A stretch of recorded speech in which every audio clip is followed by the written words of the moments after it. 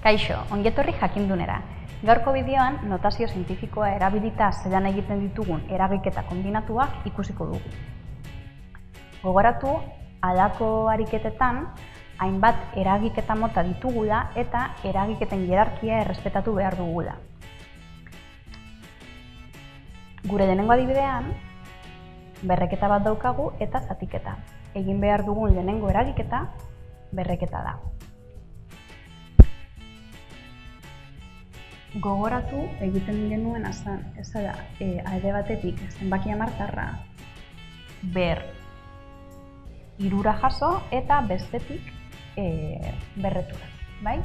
Beraz, 7,2 ber hiru bider 10 ber 6 ber hiru eta 10 ber minus 6 ber hiru, zelan egiten genuen? Berretzaileak biderkatu. Beraz, minus 6 bider hiru. Bai? Gainontzekoa kopiatuko dugu.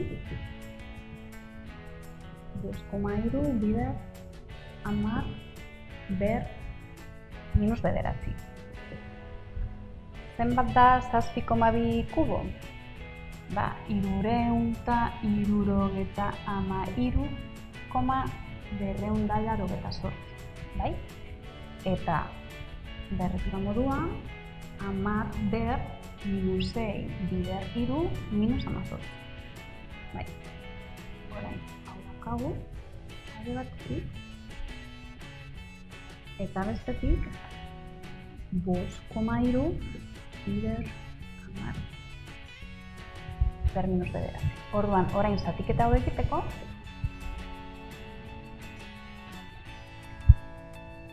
beti bezala alde batetik zenbaki hamartarra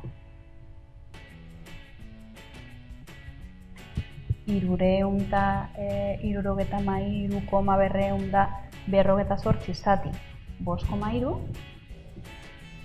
eta bestetik berreketak. Eta zelan zatitzen dira berreketak, badakizuenez, berretzaileak kenduz. Beraz, minus 18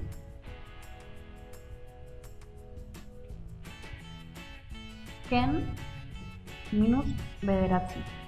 Bai? Kontuz, parentesi tartean jarri behar dugula minus bederatzi hau ze orain kenketa ikurronek bederatziaren ikurra aurkakoa bihurtuko du. Bai? Beraz, zelan geditzen da hau? Zatiketa honen emaitza behin eginda eta biribiduta 70,42 eta berretura 10 ber esan dugun bezala ken bider minus plus, bider minus plus, beraz, minus 18 gehi bederatzi minus bederatzi. Orain, zenbaki hau notazio zientifikoan idatzita ez dagoenez, eta komaren aurrean bi zifra ditu, koma mugitu behar dugu, ezta? Aurreratu behar dugu leku bat.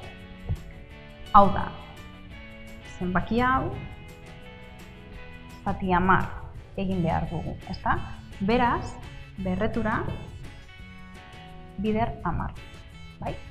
Zelan geditzen da emaitza notazio zientifikoan idatzita? 70,42 zati 10, 7,042. Eta 10 ber minus bederatzi bider 10, 10 ber minus 8. Bigarren eragiketa. Zer daukagu hemen? Parentesi tartean batuketa bat, zati parentesi tartean kenketa bat. Dakizuenez, parentesiak daudenean, egin behar dugun lehenengo gauza, parentesiak kentzea da, bai? Parentesi barruan dagoen eragiketa egitea. Beraz, batuketa hau eta kenketa hau egingo ditugu lehenik. Zeran egiten genuen batuketak eta kenketak? Bueno, batuketak eta kenketak egin ahal izateko berreturak berdinak izan behar ziren. Beraz, moedatuko ditugu, bai, berdinak izateko. Kasu honetan adibidez, 10 ber minus bederatzi hau, 10 ber minus 10 batean bihurtuko dugu, eta horretarako zer egin behar dugu? Zati 10, ezta? Beraz, berretura zati 10 egiten badugu, zenbakiari 10 biderkatu beharko diogu, bai? Zeran gelditzen da lehenengo parentesia, 3 bider 10 ber minus 10 gehi 7 bider 10 70 bider 10 ber minus bederatzi zati 10 ber minus 10, bai? Lehenengo parentesia eginda, orain bigarrena. Bigarren zenbakia moedatuko dugu, ze egin behar dugu 10 ber 5 hau 10 ber 6 batean bihurtzeko. Biderkatu, ez da? Bider 10. Beraz, berreketa bider 10 egiten badugu, 5 hau zati 10. Ez da? Beraz, lehenengo atala 7,10 ber 6 eta bigarrena 5 zati 10 0,5 10 ber 5 bider 10 ber 6. Orain, zer egin behar dugu?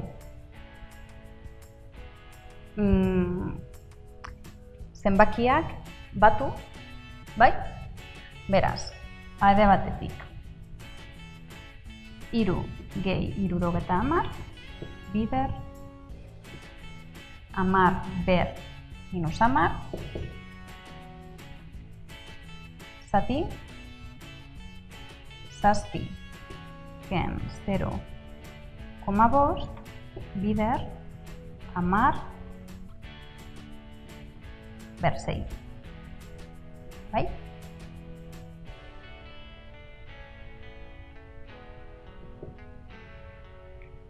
Hiru gehi 70 73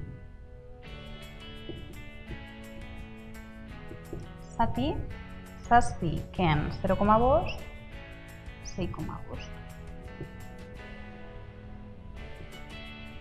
Orain zatiketak 73 zati 6,5 alde batetik eta bestetik berreturak.